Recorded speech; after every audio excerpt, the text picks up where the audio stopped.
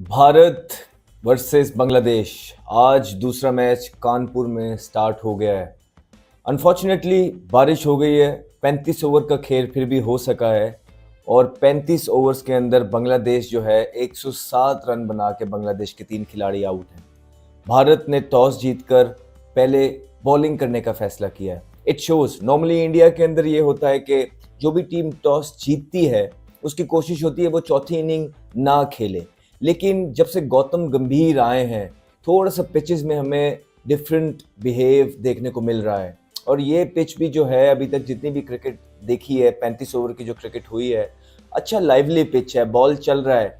शायद बॉलिंग कर अब उन्होंने कोशिश की कि वो कहीं ना कहीं क्रीज ऑक्यूपाई करें, आराम सुकून से जो है वो खेलने की कोशिश करें। 24 के करीब उनको गेंदें भी हुई, लेकिन उसके बाद भी वो कुछ कर नहीं पाए। उनको लगा था शादमान खेल रहा है, एक तरफ वो स्कोर कर रहा है, बाउंड्रीज मार रहा है, तो मैं ज़रा थोड़ा सा मोहतात रहूँ। लेकिन उसके बाद ऐसी विकेट गई उनकी कि जनाब ये जायसवाल ने कैच पकड़ा, उनका आकाशदीप की बॉल थी और जीरो के ऊपर वो आउट हो गए। उसके बाद अगर हम देखते हैं तो शादमान जो कि अच्छी बैटिंग कर रहे थे, अच्छी फॉर्म में थे, बाउंड्रीज भी ले रहे थे, उनको भी फाइनली जो है वो लेग बिफोर किया आकाश ने। रिव्यू पे गया उसके इंडिया और सिर्फ बांग्लादेश के सेकंड टेस्ट मैच का जब टॉस हुआ, मैं एकदम से शॉक से हो गया कि रोहित शर्मा पहले बॉलिंग क्यों कर रहे हैं। बड़ा सोचा लेकिन समझ नहीं है। दी मोमेंट जहां से हमें ग्राउंड के विजुअल्स देखना मिले, पहली बॉल फेंकी गई, अंदाजा हो गया कि रोहित शर्मा क्यों बॉलिंग कर रहे हैं, क्योंकि जितनी तेज हवाएं चल रही थी, जितना बादल आया हुआ था, इससे फास्ट बॉलर को मदद मिलनी ही मिलनी थी। वो हमने देखा भी किस तरीके से बांग्लादेश के बल्लेबाजों को मुश्किल हुई कि इवन के 24 बॉलों के ऊपर गोल्डन से भी भरा कोई, आप कहते हैं ना, कोहिनूर डक जो मिला है वो जाकिर हसन को मिला है कि भारत वर्सेस बांग्लादेश। आज दूसरा मैच कानपुर में स्टार्ट हो गया है। अनफॉर्चुनेटली बारिश हो गई है। 35 ओवर का खेल फिर भी हो सका है और 35 ओवर्स के अंदर बांग्लादेश जो है 107 रन बना के बांग्लादेश के 3 खिलाड़ी आउट हैं। भारत ने टॉस जीतकर पहले बॉलिंग करने का फैसला किया है। इट शोज नॉर्मली इंडिया के अंदर ये होता है कि जो भी टीम टॉस जीतती है उसकी कोशिश होती है वो चौथी इनिंग ना खेले, लेकिन जब से गौतम गंभीर आए हैं थोड़ा सा पिचेस में हमें डिफरेंट बिहेव देखने को मिल रहा है। और ये पिच भी जो है अभी तक जितनी भी क्रिकेट देखी है 35 ओवर की जो क्रिकेट हुई है, अच्छा लाइवली पिच है, बॉल चल रहा है। शायद बॉलिंग करने के पीछे जो भारत है उसका एक ये भी मेथड हो कि बारिश हो रही है और आपके जब बल्लेबाज ओवरकास्ट कंडीशन में बैटिंग कर रहे होते हैं और बार बार अंदर बाहर लगा होता है, बैट्समैन बाहर जाता है अंदर आता है, तो वो फोकस उस तरह का रहता नहीं है। ये भी वजह हो सकती है, लेकिन भारत ने जो चूज़ की है पहले बॉलिंग करना, लगता यही है कि ये पिच भी जो पिछले मैच की तरह जो है इतना टर्न होने वाला नहीं है। हमें सिर्फ आखिरी दिन जब अश्विन बॉलिंग कर रहे थे उनकी तरफ से थोड़ा सा टर्न देखने को मिला लास्ट मैच के अंदर, लेकिन ज़्यादा कुछ नहीं। और अगर ये मैच भी आप देखेंगे तो इसमें भी शायद आपको इतना ज़्यादा टर्न तो होगा, ज़ाहिर बात है, जब पिच डिटेरिएट होती है चौथे दिन पाँचवें दिन टर्न होता है, थोड़ा सा बाउंस ऑलरेडी इस पिच में देखने को मिल रहा है। लेकिन गौतम गंभीर की मेरे ख्याल से ये बहुत अच्छी स्ट्रेटजी है कि वो मिल के अपनी गेम को इन्हेंस कर रहे हैं। वो सिर्फ एक तरीके की पिच पे नहीं खेलना चाहते हैं, वो घर के अंदर टर्निंग ट्रैक्स पे भी जीतना चाहते हैं, एट द सेम टाइम थोड़ा सा लाइवली पिच पे भी जीतना चाहते हैं। स्पेशली जब रैंकिंग्स की बात आए, वर्ल्ड टेस्ट चैंपियनशिप में भारत नंबर 1 पे खड़ा है और बांग्लादेश खासी नीचे है। तो थोड़ा सा जब डिफरेंस बहुत ज़्यादा होता है आप किसी को इजी लेते नहीं हैं, लेकिन आप यही होता है, आप थोड़ी थोड़ी अपनी चीज़ें इन्हेंस करने की कोशिश करते हैं, जो कि भारत करता हुआ नज़र आ रहा है। इसमें अगर देखें कि भारत ने बांग्लादेश के अभी तक 3 खिलाड़ियों को आउट किया है। जाकिर आउट हो गए हैं 0 पे, 24 बॉल खेल के गए वो। शादमान इस्लाम जो हैं 24 रन उन्होंने बनाए, 36 बॉल खेले, 4 चौके लगाए। और उसके बाद जो उनका शांतो है कैप्टन, वो भी आउट हो गए हैं 31 रन बना के। एक टाइम पे इनकी पार्टनरशिप ज़बरदस्त लग रही थी, मोमिनुल और शांतो जब खेल रहे थे लग रहा था कि इन्होंने शिप को स्टेडी कर लिया है, लेकिन फिर अश्विन आए। देखिए जब अश्विन आए अर्ली नए बॉल के साथ तो उन्होंने बड़ा मसला डाल के रखा। पहले तो वो शादमान भी उनके जो 1 ओवर खेले हैं तो उस पर भी वो बाउंस मिला उनको, टर्न थोड़ा बहुत मिला और पीछे जा रहे थे शादमान बार बार उनको खेलने के लिए, और एक आधे बॉल पे वो अक्रॉस भी गए हैं, बच गए।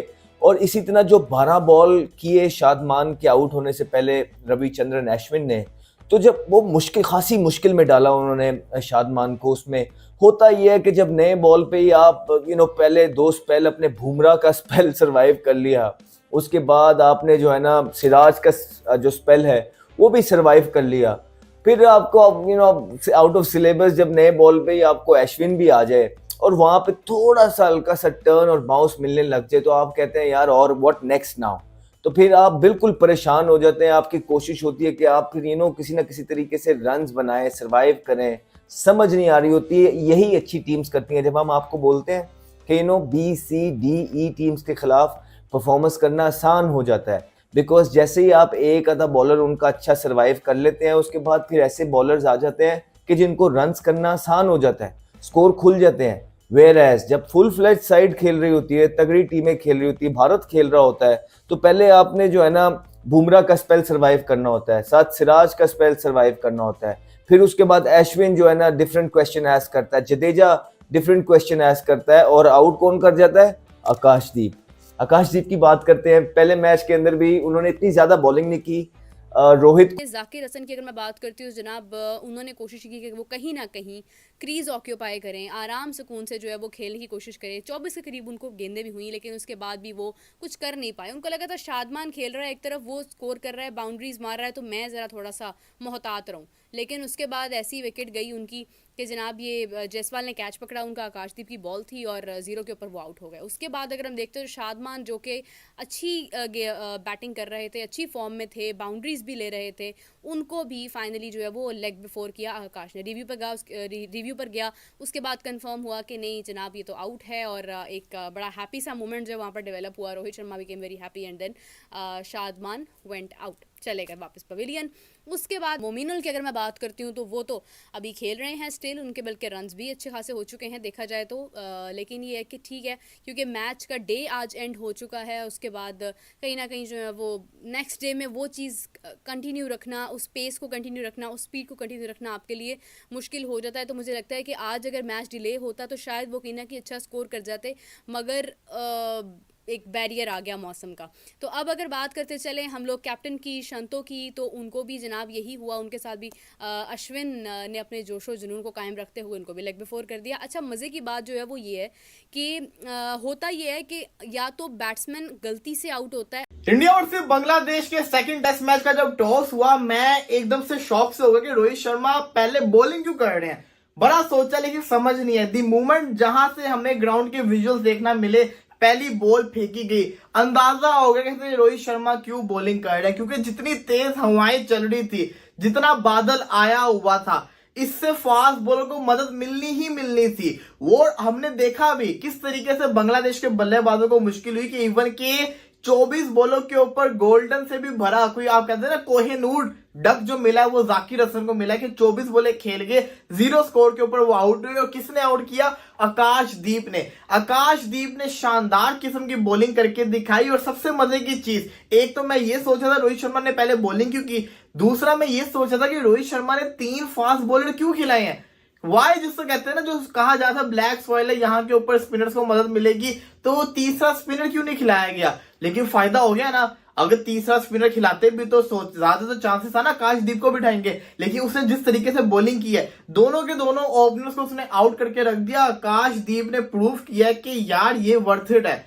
ये बंदा लेफ्ट हैंडर्स को बड़ा पकड़ता है, उसकी जो एवरेज है लेफ्ट हैंडर के अगेंस्ट बड़ी शानदार किस्म की है। उसने बड़े अच्छे तरीके से टैकल किया, दोनों ओपनर को घर घर भेज दिया।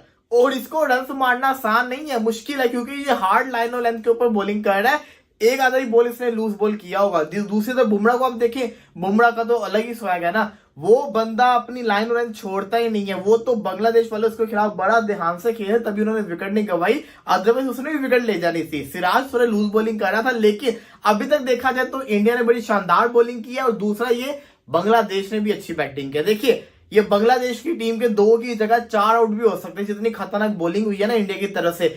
जितनी तेज हवाएं चल रही थी, मैं आपको बता रहा हूं, जितनी तेज हवाएं चल रही थी, जिस किस्म का मौसम हुआ था, बांग्लादेश के बल्लेबाजों ने हुसैन शांतु ने और क्या कहते हैं जो भी इनका मोमिनुल हक है उसने बड़े अच्छे तरीके से विकेट को बचाया, क्योंकि यहाँ पे 3-4 विकेट गिर सकता था। बहुत खतरनाक किस्म का कंडीशन फास्ट बॉलर को सूट कर रही थी, तभी आपने देखा कि 26 ओवर तक फास्ट बॉलर बॉलिंग करते रहे। ये बताता है कि यहाँ पे कंडीशन कितनी फास्ट बॉलर को सूट कर रही थी। और फिर आपने देखा एंड के बाद बारिश भी शुरू होगी। अब लंच तो हो गया हुआ है, 72 के ऊपर 2 आउट हो गए हुए हैं। मुझे नहीं लगता कि अभी जल्दी मैच शुरू होगा, जो लंच ब्रेक है लंबी हो जाएगी, क्योंकि बारिश तो हो रही थी और बारिश हैवियर